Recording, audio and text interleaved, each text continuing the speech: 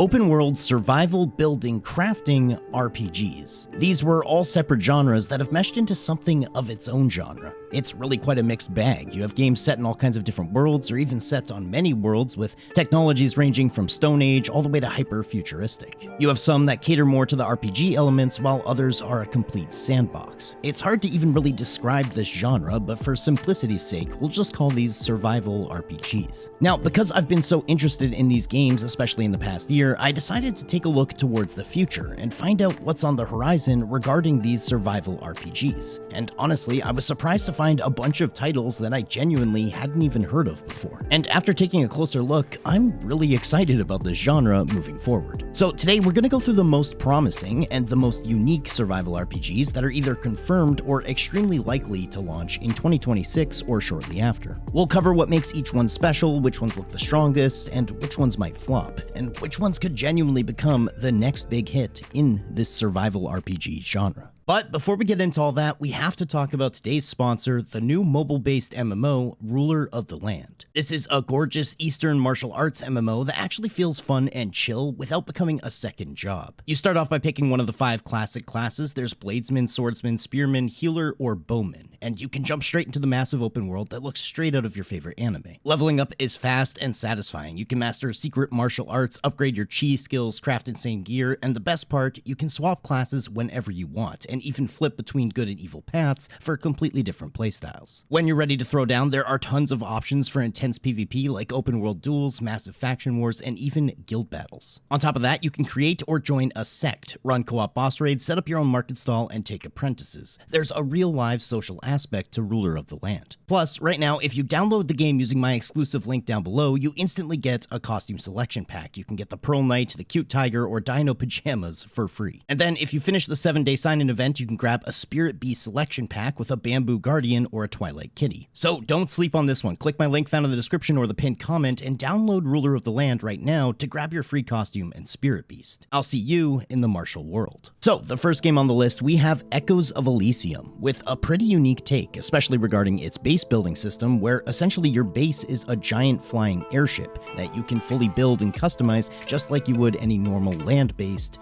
base. The gameplay loop is as you might imagine. You start with a small skiff, you gather resources, you build crafting stations, and upgrade your airship. And then you progress to more complex ships and weapons and tools. Over time, your ship really starts to become your own, and it also becomes a lot more powerful and useful. And basically, exploration within this game is built around this system. So instead of running across a continent, you're navigating a sky filled with floating islands. Each of these will have its own resources and enemies and secrets. The initial early access promises a fairly large area with procedurally generated islands to explore, where you're going to be able to unlock up to tier 2 of all the weapons and tools and airships. But over time, the early access is planned for 12 to 16 months. The developers intend to add more biomes and add more tiers of weapons and tools. Apparently, up to 6 players can play together, meaning you can literally have a crew, and each player can man a different portion of the ship, from steering to controlling weapons or handling repairs. Now, this game was set to release as early access on December 4th. However, this is what the developers had to say. My name is Brian Johnson. I am the CEO co-founder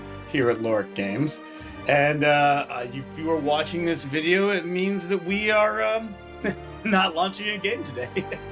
So instead, they've pushed the date to January. This actually gives me some hope that the developers really want to put out a quality game, and it shows that they're willing to take things slowly and even sacrifice potential hype and profits to make sure that the game we get is the one they want us to get. Anyway, moving on, next up we have to talk about Hytale, and honestly, this one is a complete wild card. This game has probably the highest expectations out of this entire list, but it also has the messiest development history. So, originally revealed in 2018, and it was hyped up as a Minecraft but with quests and bosses and real RPG progression, it was developed by Hypixel. That's a studio team made up of members of the popular Minecraft server, Hypixel. The idea for Hytale basically instantly went viral, and then after years of silence, it was bought by Riot Games, who did all sorts of engine rewrites, and they completely changed around the dev team, which left fans wondering if Hytale would ever even actually launch. But just recently, on the 17th of November, the original founder actually reacquired the rights for Hytale, and he bought back the IP from Riot, and people are saying the game is saved. I guess the plan is to revert to the older legacy engine, and the team has been rehired about 30 developers, and they aim to release a first early access in January. This whole revival is being framed as getting Hytale back to its roots. So because of all that, and the nostalgia and the persistent interest from fans who've been following this game since 2018, there's a lot of renewed hype and optimism that this game might actually see the light of day. But it's important to note that currently the devs have admitted publicly that the game isn't good yet, and they are preparing people for a true alpha early access. So anyway, with all that backstory out of the way, what is Hytale actually offering? Well, it's a full adventure RPG mode with stories and dungeons and bosses and proper combat. It's a block building sandbox, obviously, like Minecraft. But what's really cool is there's a deep modding and creator toolset that's going to allow players to essentially mod and build new games within the game, allowing them to add their own custom logic and systems and new items. So the reason this game really stands out, it's not just survival building crafting RPG, it's survival crafting RPG with community-driven content. Is it going to be perfect on day one? Definitely not, but even a rough version of Hytale could be really interesting. So next up we have Subnautica 2.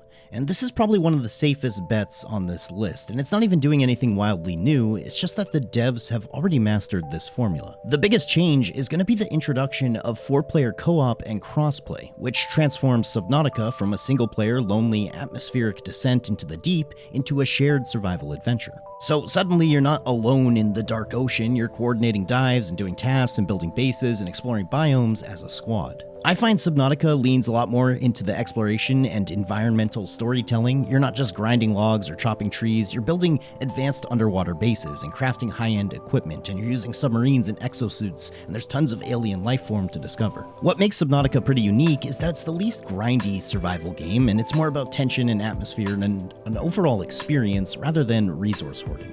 If you like the idea of a survival game where the environment is totally alive and every shadow might be hiding something that will literally eat your face off, and now with co-op and crossplay, it could very well become the go-to survival game for groups of players who want something immersive without a massive time investment. Now, moving on, this is one I did not know about prior, Solarpunk. This game fills a bit of a different niche on the genre, the cozy survival niche. This game kind of feels like a cozy, friendly Borderlands. Not every survival game needs to be a fight against the harsh environments or the giant monsters, and Solarpunk embraces that idea with a bright, renewable energy aesthetic where the focus isn't on killing things.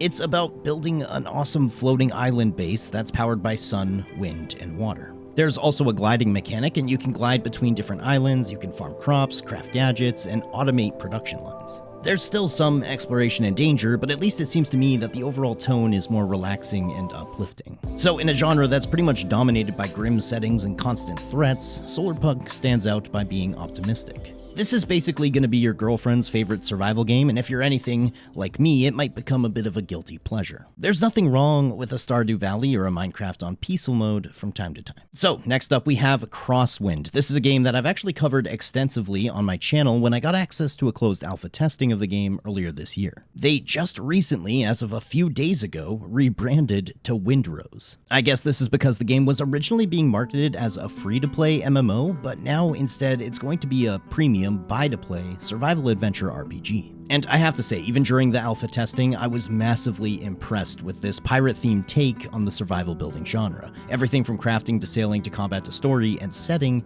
it all felt pretty great. Out of all the games on this list, this is probably the one I'm most excited for. It might be a bit of a personal bias, but the pirate theme just really speaks to me in regards to survival. You can imagine yourself watching ashore some tropical island and just paving your way, getting a gun and a rapier and some bamboo huts together until you're literally commandeering giant ships with tons of crew members and getting into cannon fights with other pirates.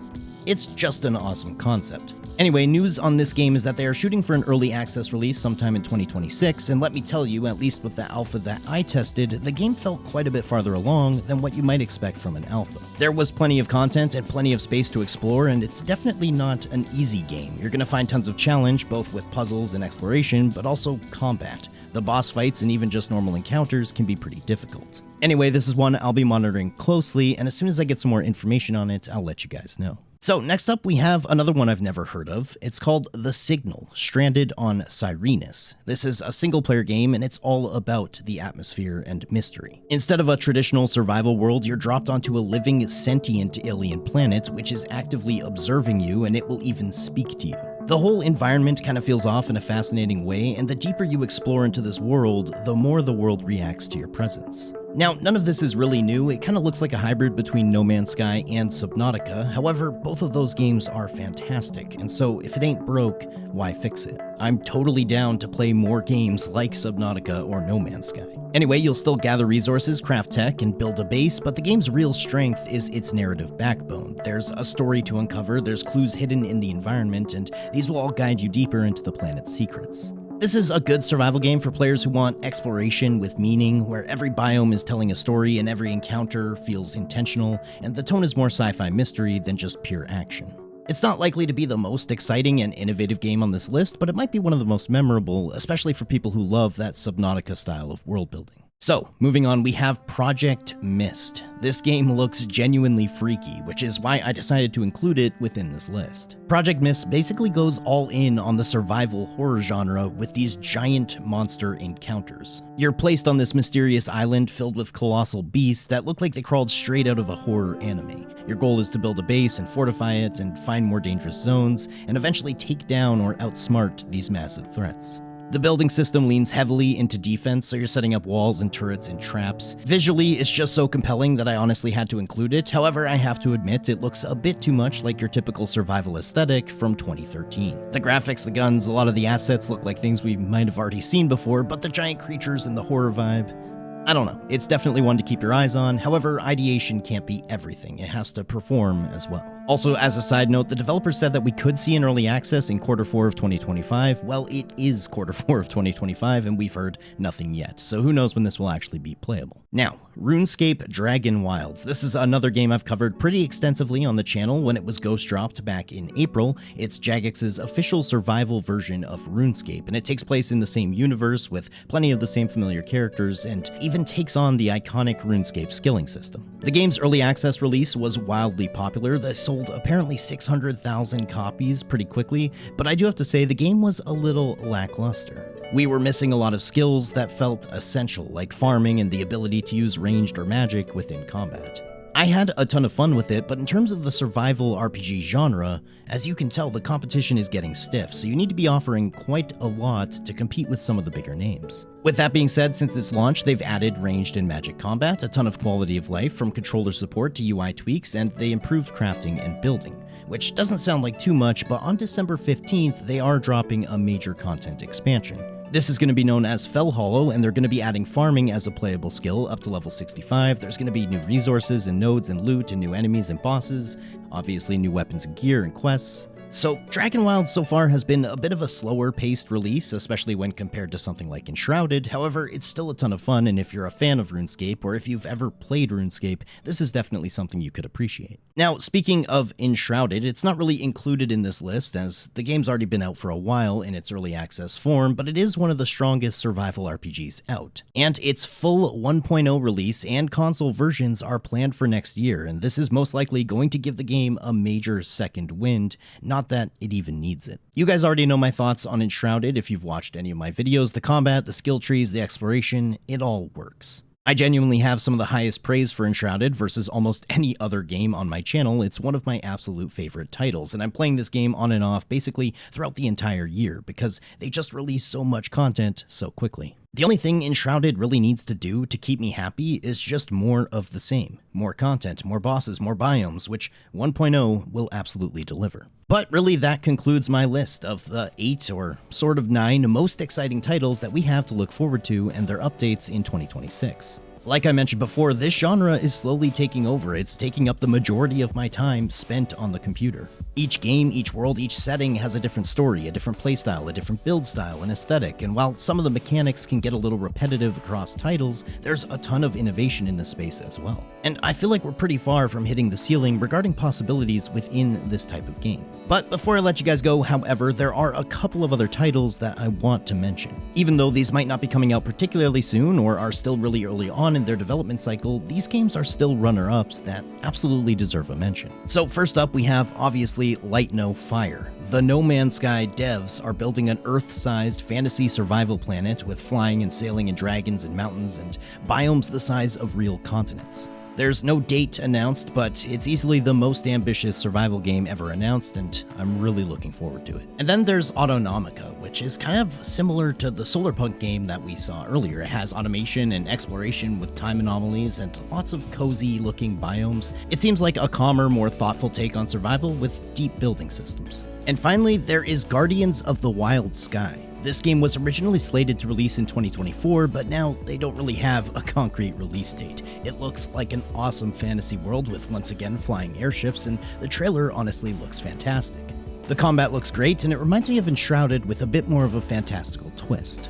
So none of these are really coming soon, but they do represent the future direction of the genre, especially Light No Fire. But that's the full lineup of survival RPGs to look forward to in 2026, plus a few long-term wildcards that could redefine everything. Let me know which one grabbed your attention the most, and if you want deep dives on any of these or 100-hour reviews, trust me, I'll make. Anyway, I want to say a massive thanks to everyone who made it to the end of the video. Don't forget a like, a comment, a sub. Those things help a bunch, and if you really enjoyed the video, consider becoming a channel member. But anyways, I will catch you all in the next one. Later.